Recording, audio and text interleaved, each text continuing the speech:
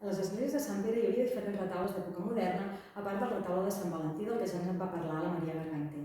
Entre aquests, hi havia d'una banda el retaule major de Sant Pere, de Nicolau Traver, de finals del segle XVIII, i per altra banda els dos retaules que hi havia a l'església de Santa Maria, el retaule major i el retaule de la Mare de Déu del Roser. Pel que fa al retaule de Nicolau Traver, aquí al meu darrere el que tenim són les escultures que han arribat a nosaltres. És un retaule fet entre 1781 i 1782 i durant els treballs de restauració duts a terme per en Francesc de Paula Villar el 1895 es va desmuntar per complet i únicament es van conservar les escultures que estaven integrades dins d'una arquitectura. A part de l'escultura de la Mare de Déu i de Sant Tomàs d'Aquino, també ha arribat a nosaltres una escultura de Sant Pere, però ha arribat en molt mal estat de conservació.